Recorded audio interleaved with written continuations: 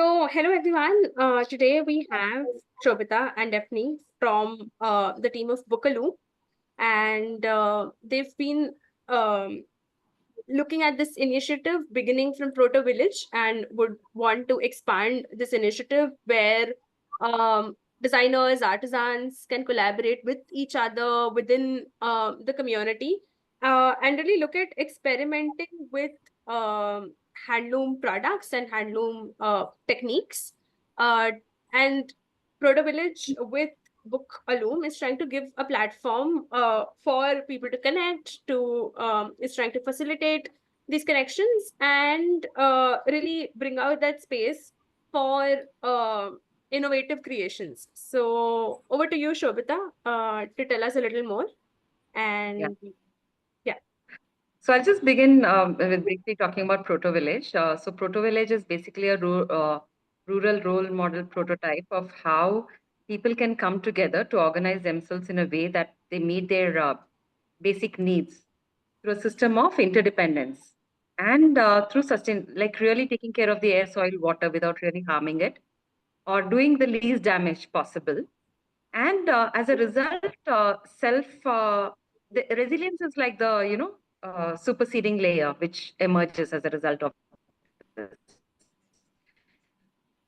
deep connections with each other, interdependence, to really foster those connections, having meaningful connections with each other.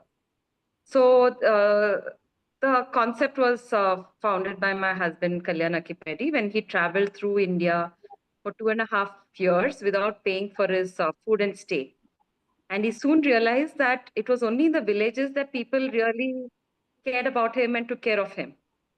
And even if they were so-called, living below the poverty line, but they were the ones feeding him. So he started questioning this whole development paradigm, which says that, you have to have these, GDP and this and that to consider yourself developed. Because the people who were housing him were considered poor, but they had enough to give. And for people who had, like in the cities, it's considered to be the space having lots, but no one really cared for each other. Or, you could be on the road and nobody, people just pass by you without taking care. So the idea started of creating a prototype of a village based on these sustainable practices and the interdependence and the deep sense of community, and also holding on to the traditional knowledge that we have. When I say traditional raw knowledge, it doesn't mean like ritualistic knowledge, but more about how do you live in a particular context. So if you see the food, the textiles, the shelters, they're so unique to each region because it's suitable for the local climate. It's again, most of our traditional crafts are very, very sustainable in the sense of the kind of dyes or the kind of practices. And handlooms itself is by and far largely sustainable.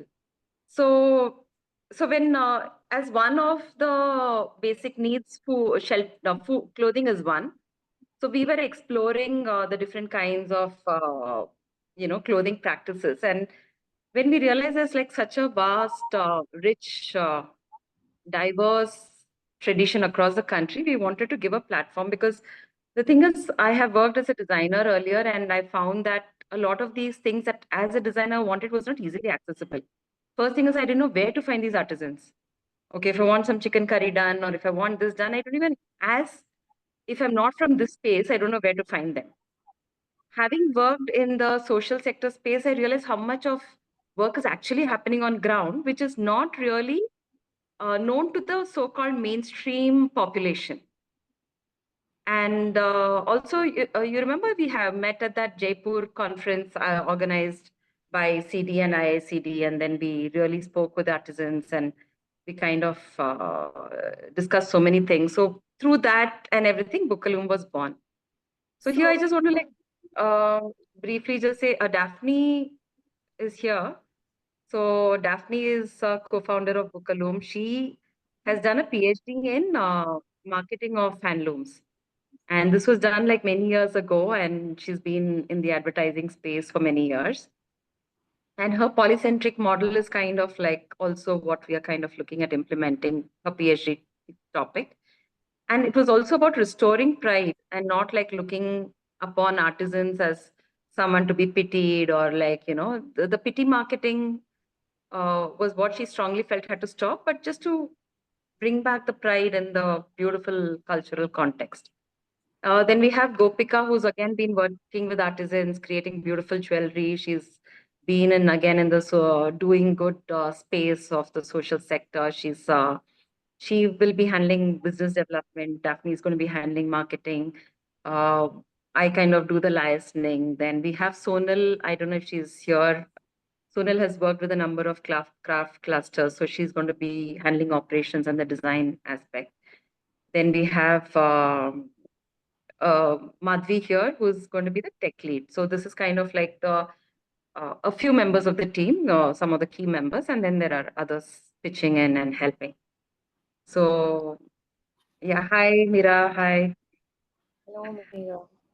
We just finished the introductions, and yeah, Bhakti, anything you want to add before we move to what we discussed at the IICD meet? And Yeah, just to give everybody some context, this is a meeting that CD, Digital Empowerment Foundation, DEF, and IICD hosted, which was more of a workshop and brainstorming session of sorts than a meeting, which we hosted in Jaipur with the next gen artisans.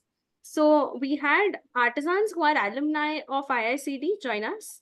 Dheeraj Chipa and Khushiram Pandey, who've really been celebrated block printers. We also had other younger artisans who are now studying at IICD. We had artisans from clusters around, and then we had Kalibhai, who's worked with DEF in Chanderi. So, and we had some artisans who are a part of the Creative Dignity Network to discuss what the next generation is looking at, and to see where their aspirations for their businesses are, what artisan entrepreneurs would like to see as the future. And a lot of ideas came up from that session, which involved networking for the sector, which involved resource sharing, which involved just fostering creative collaborations and what is the right way to do that. So that is the meeting Shobita is referring to when she says that we met in Jaipur. So yeah, this is a little context, and Shobita did give us some context to ProtoVillage. So now we have a clearer picture of what led to Bookaloo. yeah, Um, would you like to now share more about what Bookaloom is and yeah, yeah. yeah. Yeah. So what emerged in that IICD meeting and also through, our travel to different clusters and meeting different artisans was that most of the artisans want to focus on production. They can't do production, marketing, putting up social media, because most of their time is going into the art, um, and so because they also, so either they can be creative or they can do all these things, such as trying to really market their products. Also, what came up in that was marketing for them, like to sell one-off pieces really doesn't work well. They want someone who can take in bulk, who can just like take regularly from them, even if it's at it can't be too low, but it needn't be at the complete MRP. So what came up was like if one artisan sells at a very cheap rate, then the others can't keep their margins and then sell. And you need these people who can sell in the market, because the artisan will sell one-off pieces, but what they really need is the long-term sustainable work. Otherwise, most of them are shifting to like unskilled labor, like manual labor, simply because it's giving them regular income. And so the guaranteed income is something that came up as being one strong need of the community, and needing someone to kind of help them do that. So that's how we kind of were thinking of the idea of how do we make this possible. And having worked on the other side in the corporate gifting space or as a designer, like I owned a design boutique, I also knew how difficult it was to find this. So we decided to create a platform where these two different worlds, speaking two different languages, can meet. So when I'm saying to speaking two different languages, what I mean is now is when I was in the corporate gifting, for example, time was so crucial. Like everything had to be like deadline bound time, and the sign of a clock ticking itself shoots your stress levels up because everything is about deliverables and all. But on the other hand, after going to the village, I realized they don't even know what time means. Like literally, you ask anything, they'll say 5 minutes, and that 5 minutes means nothing. Like it's more seasons. It's you know, it's a lack of a construct which is there in a very urban space. So how do you bridge these two worlds, which have very different worldviews, very different perspectives, very different ways of, and very different needs? So since we understand both the worlds, we wanted to create a platform where it's more about fostering deeper connections. We can't just have a designer come and say, मुझे कल delivery चाहिए, मुझे इतना pieces चाहिए और ये ऐसा होना है, because in hand woven you are or handcrafted you are going to have a certain variation in the quality. There's going to be some up and down in terms of timelines of delivery, and to understand this and bridge all that we thought was important. Yeah, does that so that's how the whole concept of Bookaloo. But again, we're looking at a deeper connect. It's not just a sourcing platform. It's about really connecting with each other. Daph, anything you want to add to that? No, I think that's fine. If there are any questions, you could possibly answer that. So could you also walk us through the different ways in which Loom is connecting people, and what the opportunities are for both designers, artisans, members? Yeah. So what we have done is we have created offline and online platforms. So what we realize is a lot of the handcrafted textiles sells well in exhibitions because people want to see, touch, feel, see it visually, right? But now when an artisan goes for an exhibition, they lose that many days of production. They have to carry all their stock. And then sometimes there is a turnout, sometimes there's no turnout, and then they stay, food, like it's a logistical nightmare for them. So we were thinking, we came up with this model of creating these experience studios, which we're first, the flagship store is in ProtoVillage, which we just launched.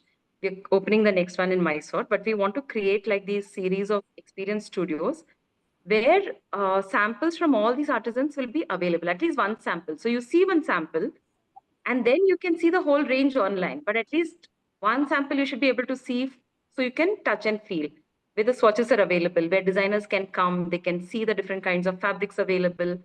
Now, a designer is not thinking, I want bagru, I want chicken curry, I want chanderi. That's not how a designer will think. A designer will think, मुझे तो bag बनाना है, मुझे ये लहंगा बनाना है, I want to make this product and I want this particular look. Now, when they come to an experience center, what they get is the range of possible options from across the country. So they might see a carpet, say from Kutch, or they may see a chicken curry sample, or they may see a Banaras weave, or they may see a Chanderi sheer fabric. And the moment the designer sees that, they're able to visualize it differently. For example, right now, say we are working with this Lambani group in Karnataka. Now, the Lambani group are making like ready pouches and bags and things that have maybe a limited marketability. What we're doing is we're thinking from the point of view of a designer. Now, a designer doesn't want to be stuck with ready bags and ready purses. What will they do with it? So what we're doing is we're developing like this entire borders and yokes and these components which a designer can use. So those borders now a designer can either put it, here on a dress for a spaghetti dress, or they may put it on a sari, or they may put it on the sleeves or a kurta, or make jewelry out of it, or make a bag out of it, or make a belt or shoes. So then it is left to the designer's imagination, right? We're also saying, okay, if you want something, for example, Daphne wanted to create this very unique applique range. Now, it's not like the typical applique that's done in the market. So what we did is we actually sat with the designer, with the artisans, and explained the concept and got something very, very custom made. This kind of flexibility, if we bring in, what we feel is that that artisan can have that regular work because the designer will then take volumes. They will take certain number of pieces. Um, Daph, you want to talk about how you booked a loom in Calcutta and what you've developed while working with the artisans there and how you look at Yeah, it? well, so I mean, my first experience with, this whole industry was with Okai at Tata Chemicals. I was part of the marketing team of the, consumer products, and Tata Salt then started an initiative with the wives of the women of the salt workers, and that is when I was involved in helping them brand, and Okai came to Okai the brand. That's when we started with small exhibitions in Tata companies. And I got totally fascinated with that whole world and then went out to, continue my career in advertising and brand. But I always wanted to kind of launch or, do something in handicrafts, which is why I did my thesis. And there was this dream to kind of come up with a product that is really unique. And that's when I started, and that's when I started, working with Shobita and trying to source fabrics with different with applique, with Bhagalpur. I was quite fascinated with some of these fabrics, and that's when we got in touch with the artisans, and through the network were able to really translate an idea into a design. Now, if you see the range which is there on the website of Applique, it is nothing but the tree of life, but in a very very different avatar. So we actually drew from sub Aztec design inspirations, fused it with our Indian motifs, and created something.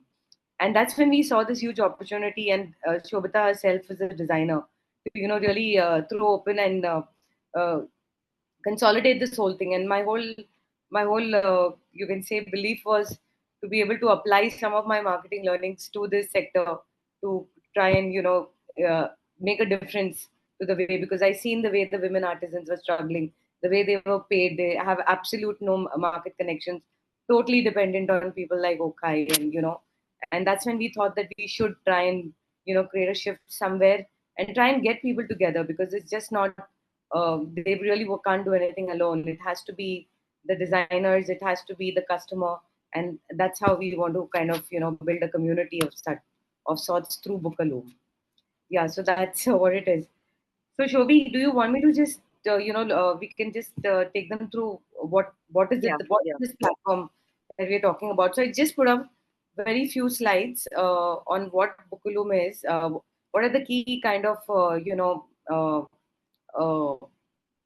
USPs of Bookaluma? What is it that we are trying to do? So I will share my screen and possibly, try and explain what we're doing. Bhakti, I can share my screen? Yeah. Yes, yes, you can. Okay. Are you able to? Yes.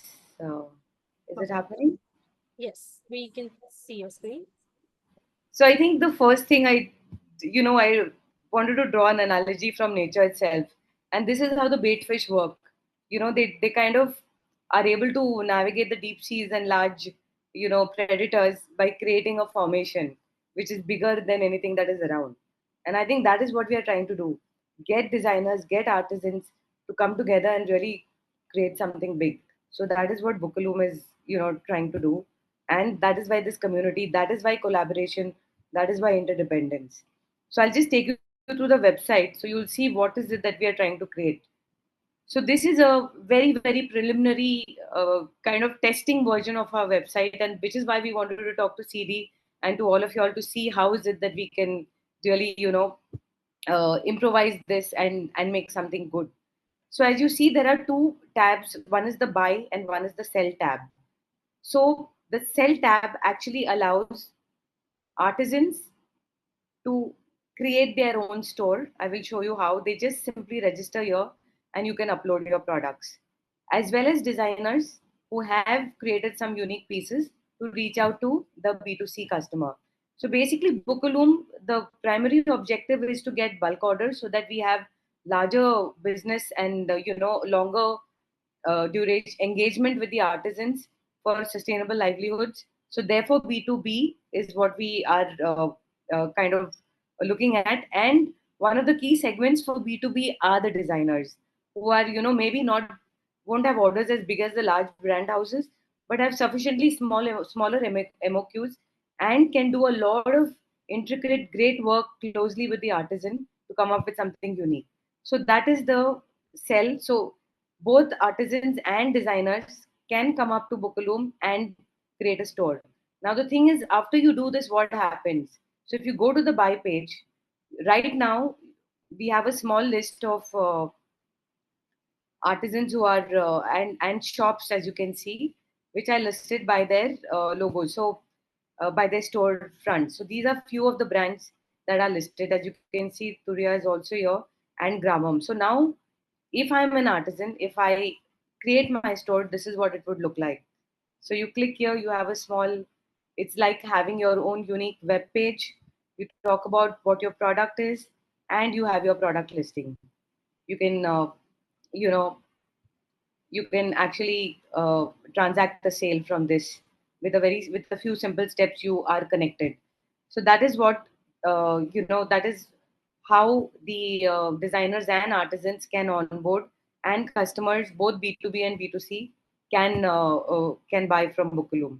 But there is another very important and interesting thing that we have, for which I will share in my slide.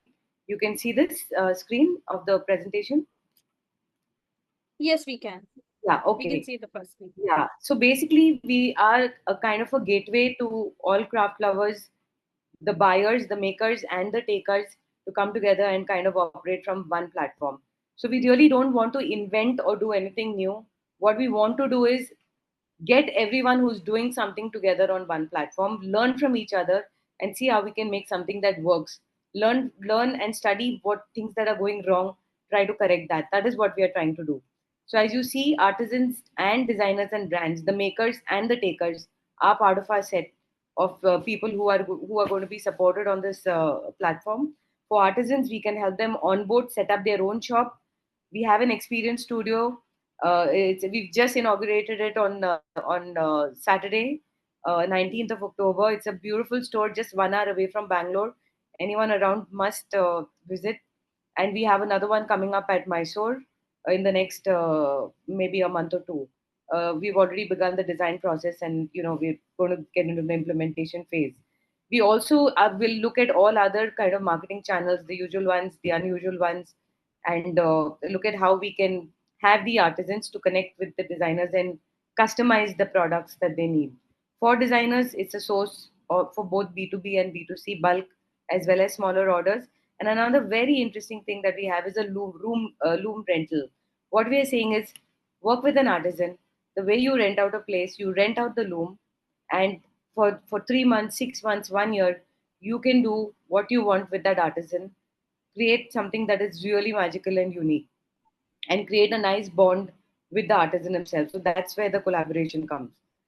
So as you can see, this is how our artisans will be listed. Right now, it is sorted by the stores. The search discoverability can happen by craft, by fabric, by product, right? Another interesting thing is we have something called a digital card, which is again an idea. Shobita, you want to just give a little background on the digital card and how this has progressed? Yeah, so this is not the original version of the digital card we had planned, but right now what we thought is if you go to a website, you don't want to be searching for your store. Or when you're promoting your store, you don't want them to go and have to look for your products. So each artisan will get a digital card like this. So every time they hand it over, if someone scans a QR code, it goes directly to their page. It goes to their store. And these stores can be completely managed by the artisan. So they can upload their products. Of course, we will kind of supervise it because we'll have to handhold them and make sure that they're posting the right image or the right prices and things like that. But the whole point is it's a store by and for the artisans. It's their store. So that is a feature of this, and they will be able to promote their store. So even if they go to an exhibition, if the customers have seen the products but they want to stay in touch, all they have to do is give out their cards, and at any point, the buyer can go to their store and buy from them. So that's how the card kind of works. No, I was thinking about the idea of the card and how long it has been taken to kind of develop. You wanted to mention about Ramesh Babu's contribution. Yeah. So yeah, actually, a friend of ours, Ramesh Babu, has been working on the digital cards. So the final version is still, it's going to be much better than this. But while we wait for that, we thought we'll do an interim product. But when the final product is launched, we'll definitely have another meeting to share how that looks. So Yeah, so if this is a digital card, say of a cluster, the ProtoVillage cluster, which is under the Grammom brand name, you scan the code, and this is what the store looks like, which I showed you, right? So the artisans and each of the shop owners can then also promote their own product and collectively drive traffic to the web store. So if each one makes their own initiative through their own circle of influence, are able to get people to first their store and help them also explore the others, we'll just be helping each other. And imagine the kind of nuclear that if the multiplier effect that we will have if we are able to do this. So even if there are small sets of influencers, influence circles, we promote each other and get the Bookaloo platform per se, which is for and by artisans and designers.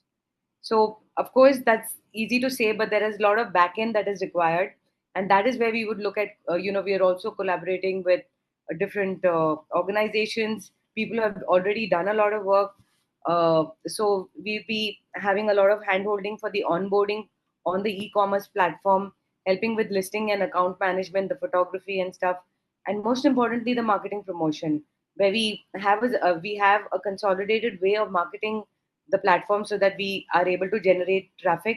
We are able to highlight different artisans crafts collections and promote that on the platform and really see it grow. So yeah, this is just a few of the slides that I had on Bookaloo. I am done, Shobita. If there are any questions, we'd be happy to take them. Shobita, would the you one, like to show us the video also of the experience center? yeah, Daf, can you just show the video? I actually am unable to, what do you call, upload it on this presentation. I'm trying, Just directly but play it from the WhatsApp, maybe. I just sent you Yeah. the 2-minute video. no, but I'm on the laptop. I'm not sure if that's the thing. I'll have to just log in through this. Let me try 1 second and see if Yeah, I so can. in the meantime, Bhakti, another point I wanted to add is Hmm. whoever is onboarding on the community, one thing is that, one of the biggest problems in the handcrafted sector is this whole fake products and, people selling power loom or, you know, digital prints as block and all kinds of.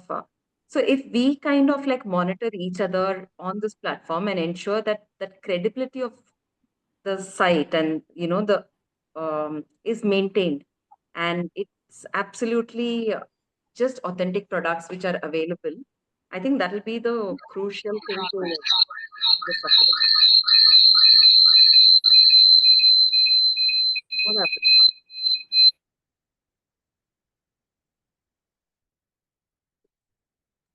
I think somebody joined in with 2 devices. Oh, okay. No, that's me. He's trying to play the video. Yeah. I'm trying to play the video. I'm not sure I can share. No worries. I've shared a link on the chat in any Okay, case. Bhakti, you have that video, no? You want to just play it? Okay, sure. I'll play it over Instagram. I don't have the video, but I can play it over Instagram. Or I can just WhatsApp it to you. Oh, this is good.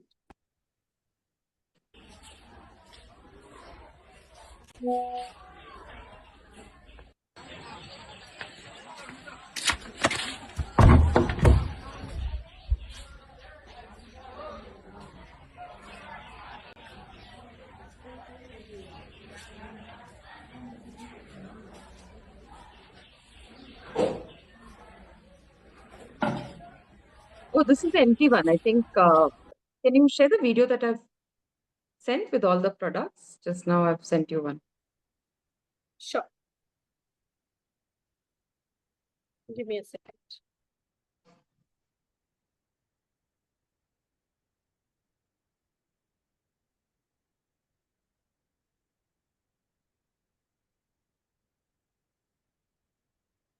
So the idea of the experience store is someone comes, if they like an artist's work, they scan the QR code on that particular product and they go to the store of that artisan, where a lot more products are listed.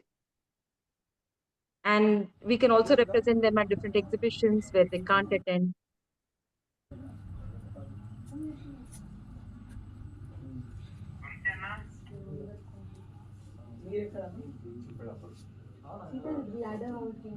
But I know Dheeraj mind. Okay. Dheeraj ఇప్పుడు చాలా busy అయిపోయాడు నేను మొన్న call చేసిన So that garment that you see in the background is made by some students using, they had a concept and they sourced small fabrics from Calcutta and Khadi, and they created this outfit in dedication of a Marathi dancer who went through a lot of suffering. This is the whole craft mark section. Craft mark products are displayed here.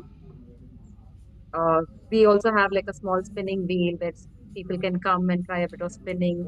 We have a small tapestry loom where people can come and weave something on that. And then what we've done is we've displayed crafts from different art, the fabrics from different regions with a small note. So there is also customer awareness building. So when they see the product, they know what the product is about, what is the technique that has gone in. And then the QR code will be there and that can lead them to that artisan store.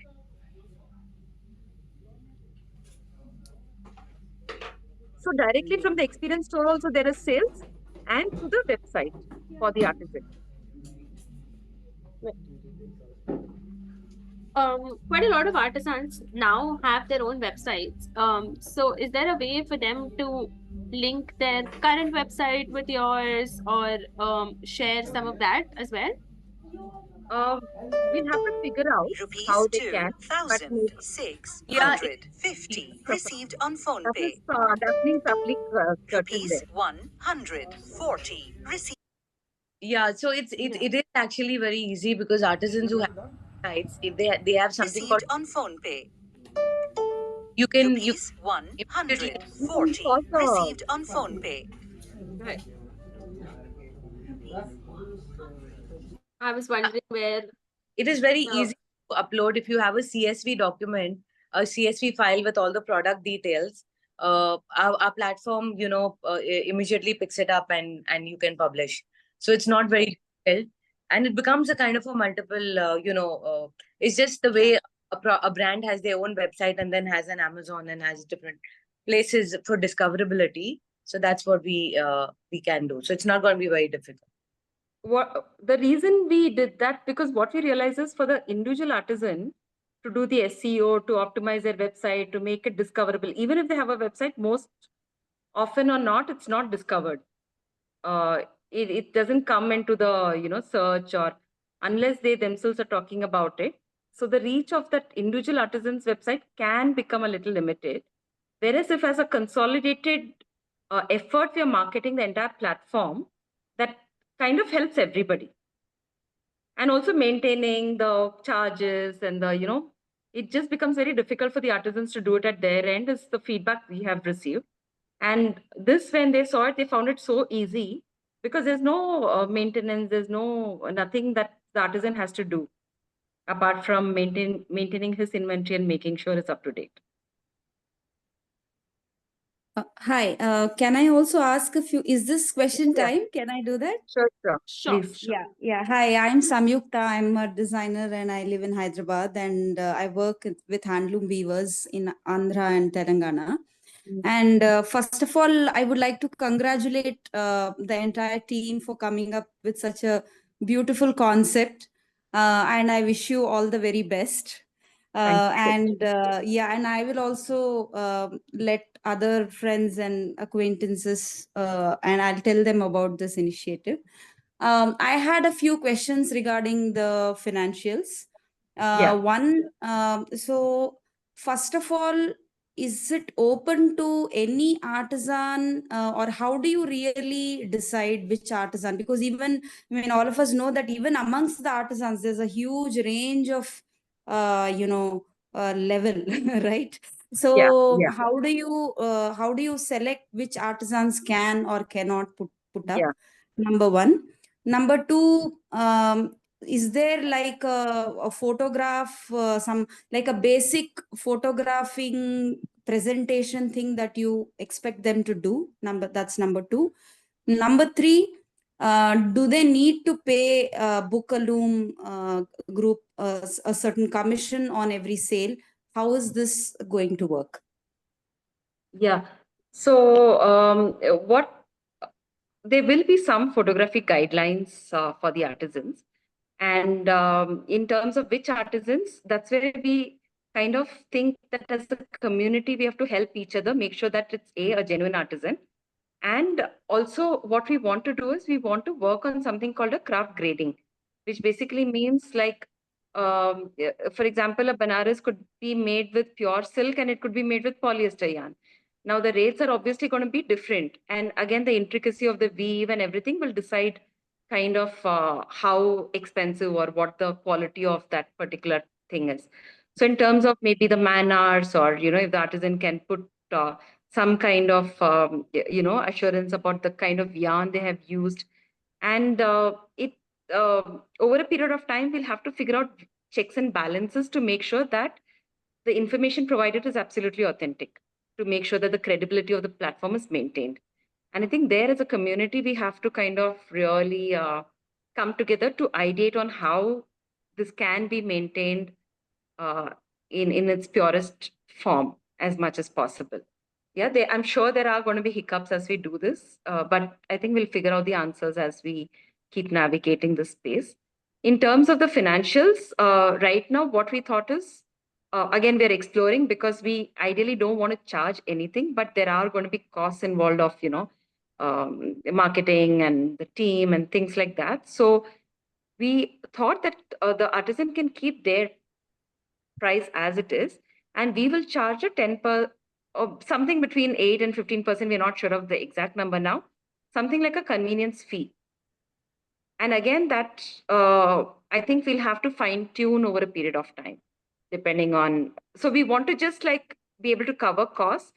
Maybe if we get funded, we might scrap that completely and keep it without any cost at all. So it's a little open right now, but one can assume for now, the outer limit will be 15%. Okay, thanks a lot. I have another question, but maybe I'll wait for the others and come back. Yeah. So, but it's going to be a convenience fee. So it's going to be a transparent thing. So you know what the artisan is getting and what Book a Loom is getting. Okay, okay.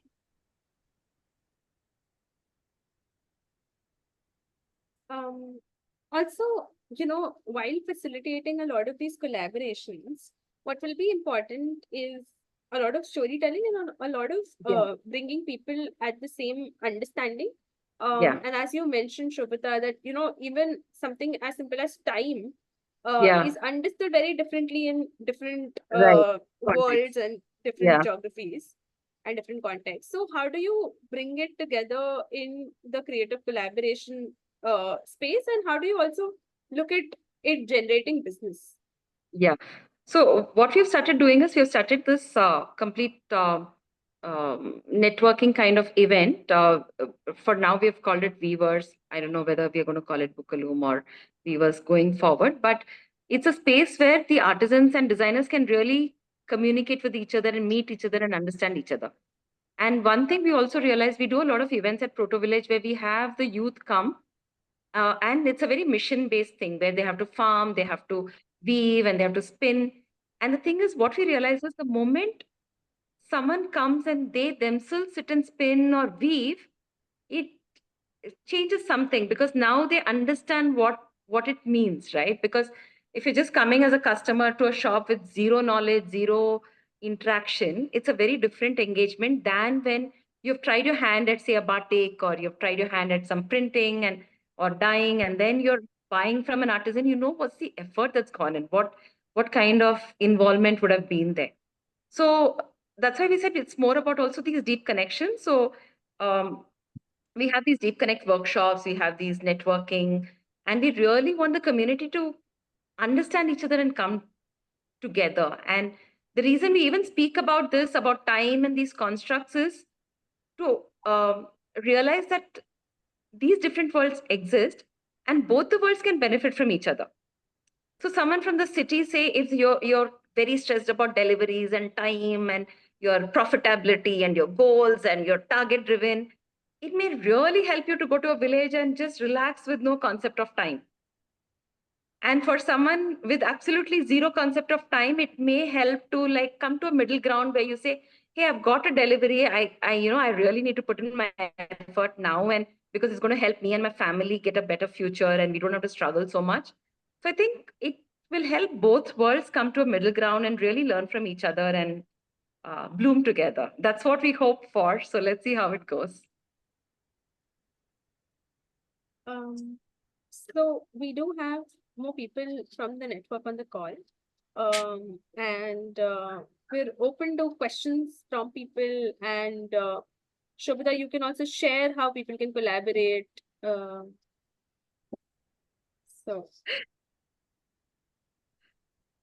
Yeah. Yeah, Meera, zero time is great. Like when I first moved to the village and I had nothing to do and there's no only seasons, I didn't know what to do with my time. So initially I went quite mad, but then later I realized how beautiful it is.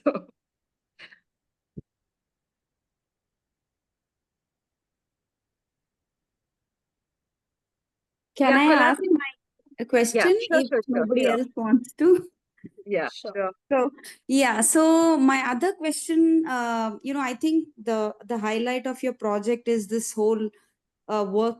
I mean, creating the facility for people to come and work directly and all that. So I was wondering, like, I think I missed a little bit in the beginning of your presentation. Maybe you have covered, but what are the artisans you have? The master artisans of which techniques? I mean, weaving itself has so many techniques, right? So, what kind of weavers technique specializations you have, and also if you can list them on your website, because I do remember looking at it sometime when you first announced it, but I don't Yeah. think I saw that. That's one. Yeah. Number two, my other question is, with the artisans, the masters, so you have employed them on like a salary basis, or generally, how is your association with them? So they also stay in the village and they are also going to be there? Or number three, the related question is, if the designer comes and you say book a loom, rent a loom, whatever, so do they do they have to stay outside, or is there like an in-house facility where they can also stay, eat, and also like everything else is also taken care of? Yeah. So right now we are onboarding people from across the country. So it's not just about ProtoVillage. ProtoVillage, of course, we've got place to stay and you can come and meet the weavers and all that is there. But each place may be different. And sometimes a designer might not be able to go physically and work. So then they kind of work through us. Or if they say, I'm going to go myself and park myself, you just tell me which artisan to go and meet. We'll just give the information, right? So it's about discoverability of the artisans. The second thing is also about kind of liaising between both, understanding the requirement on both sides, making sure both interests are protected, and making sure that the technical aspects are considered, and then kind of working together. That is one thing in terms of customization. And the other thing is, now a lot of these people already have stock. So this platform directly helps them upload their stock and say, okay, I have the stock. Now, if anybody wants, we can kind of give it. So we have also these swatch cards at the experience center, where we have like swatches from different places. For example, Charaka does a lot of naturally dyed fabric. So they have sent us their swatch cards. So any designer can say, if they're interested in naturally dyed fabrics, they can look at the whole Charaka range and say, okay, I want this shade, I want this, I want, instead of this checks, can you make it this checks? That's possible. Or say Barabanki, they might say, okay, I want shirting from Barabanki. These are all the shades possible. What is a metrage? That's possible. So that kind of, either you pick ready or you customize it a bit. or you say, you know what, I'll just go sit at the village and work with the artisan. So any of the three possibilities is possible. Okay. Even if you don't go and sit, you might say, you know what, 6 months I'll take care of the salary, but I want this weaver to only do my work. Whether I give him work or not, I'll make sure that his, you know, the basic amount at least is covered. So just to add to what you're saying, Shovi, I think what she was asking is also in terms of how are we engaged with these artisans. So at ProtoVillage, I think the artisans are part of the community, right?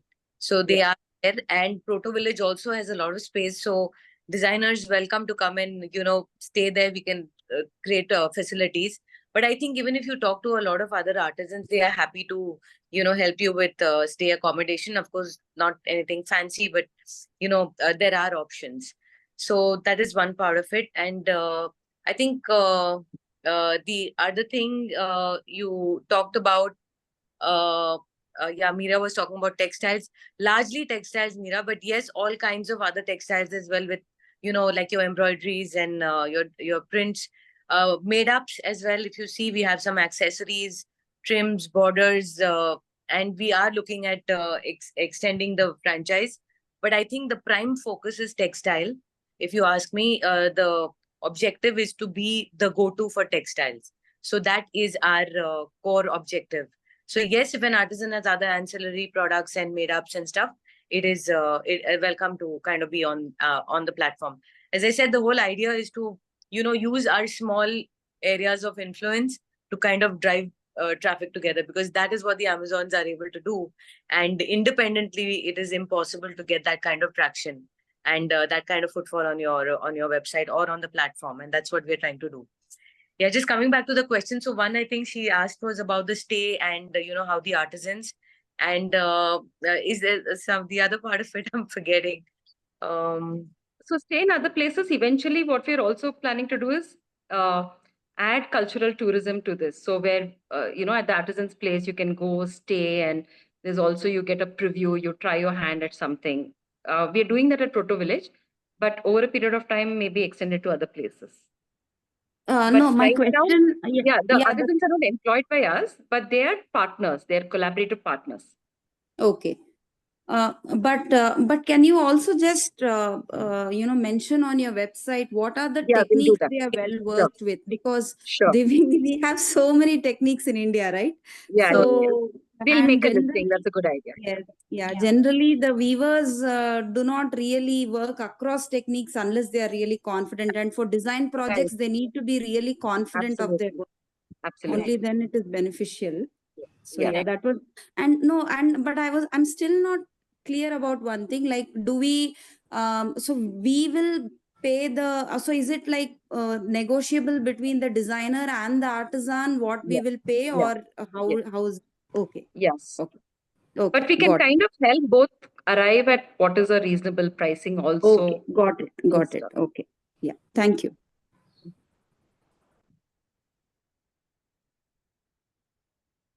Yeah, we can. We are planning to extend this to handicrafts also, but we just wanted to begin with one focus area rather than spread ourselves too thin.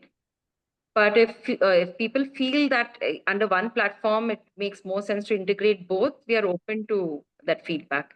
So Meera, maybe we can have a separate discussion on that and see whether, you know, something needs to be done on that. And because I saw some comments on other crafts also becoming extinct, and if the same platform could be extended, or we create a similar platform, since the work is already gone in and we just replicate it for handicrafts, either in one or two separate platforms, we could look at that. So Meera will connect with you on that later.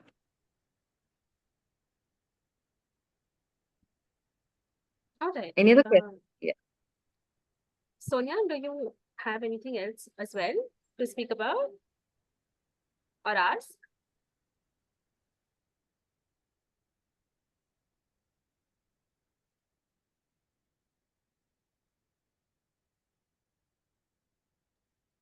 Okay.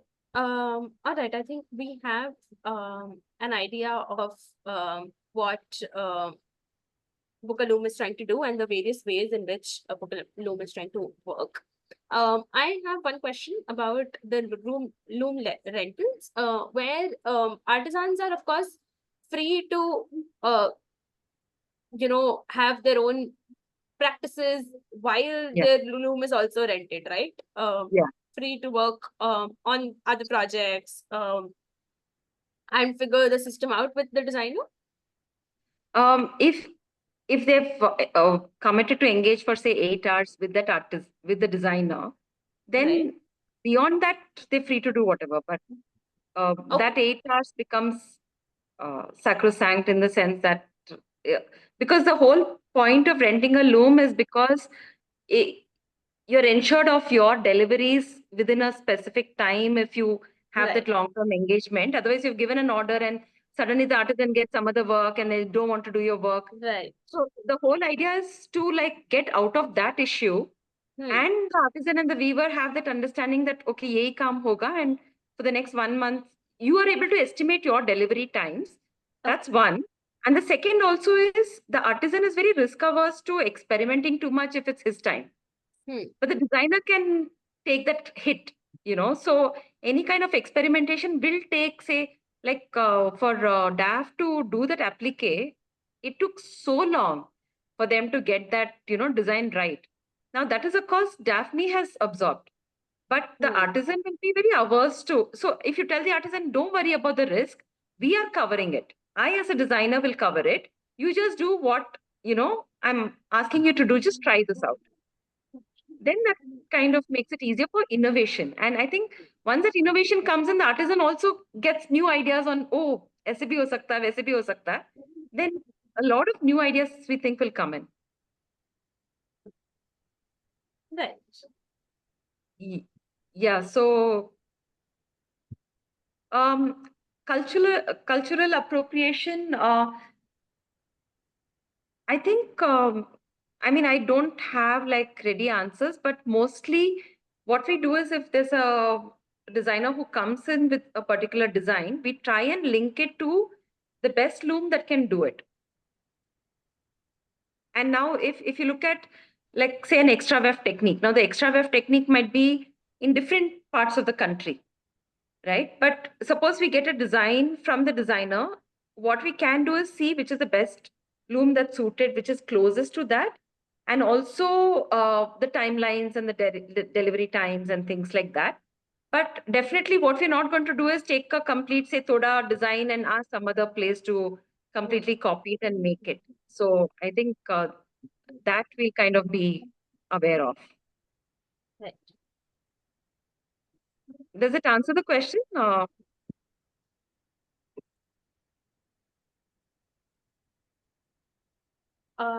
Yeah, mine was answered, and the one about cultural appropriation, Margaret, was that do you want in fact, when we started out, we tried renting a loom at ProtoVillage. Now the design we got was all extra weft and this fancy jacquard, and the amount of experiments we did trying to get it right, we realized that it doesn't make sense to take something completely foreign and put it onto a loom which is very unfamiliar with it.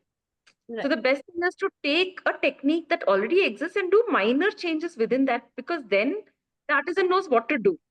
Right. But if you have to change the reed, you have to change this, you have to change that, you have to change the design, then the result doesn't come out.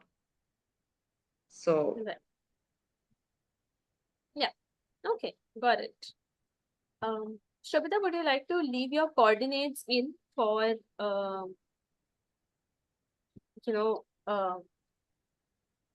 for people to reach out and collaborate? Sure. And Margaret also has a follow-up, just why she was concerned. So a little bit of what So Margaret, designers can you and just big explain that a little more, the exact nature of the concern, so we can see what we can do about it?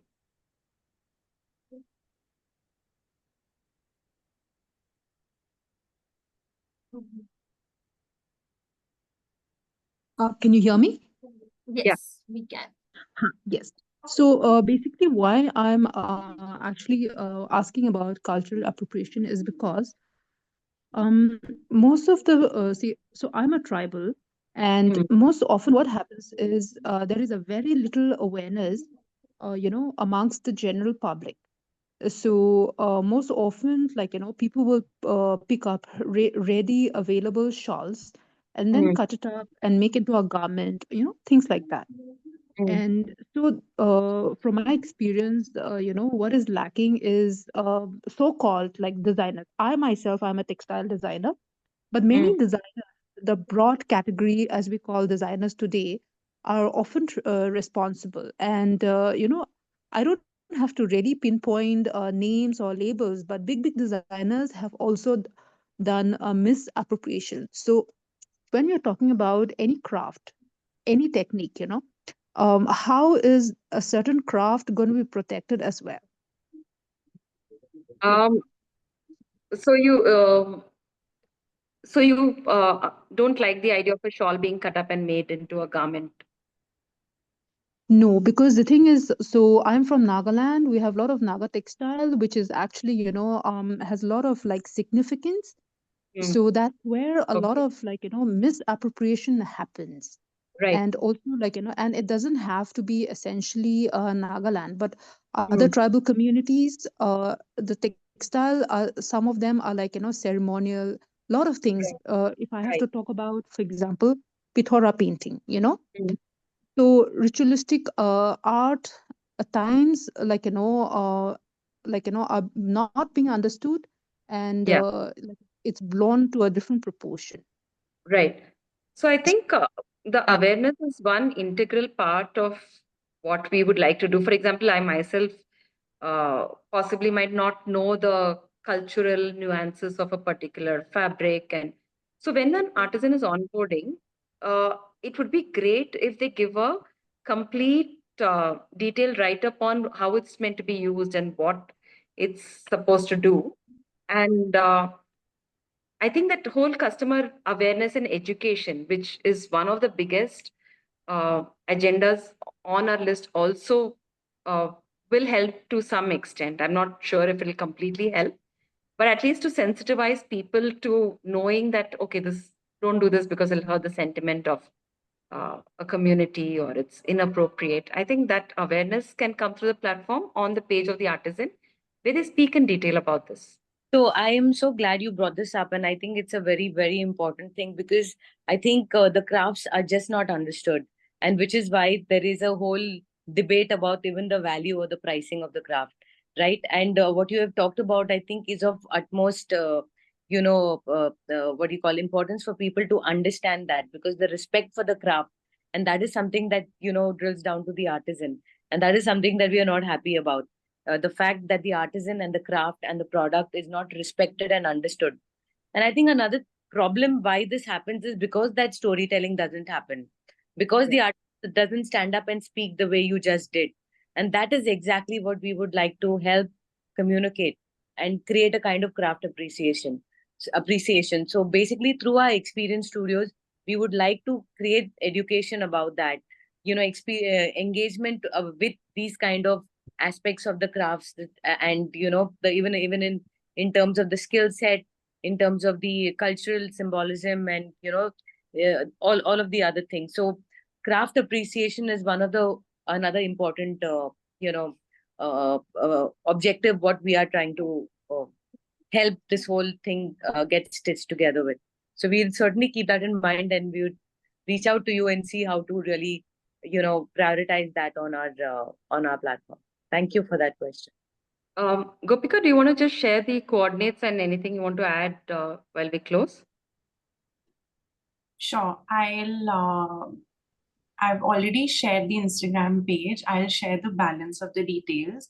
What we can also do is, follow this up with like an email. If you could drop in your email IDs on the chat on WhatsApp or here, anything, I could just follow that up with like a few brief points from our meeting and the rest of it. That would be great.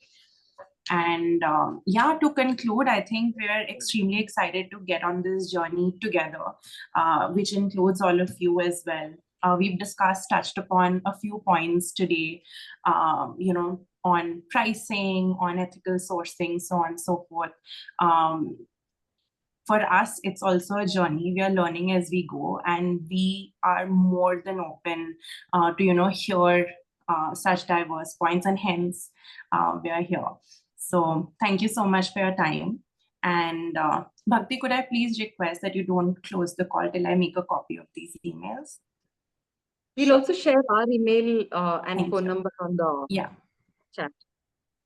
Sure.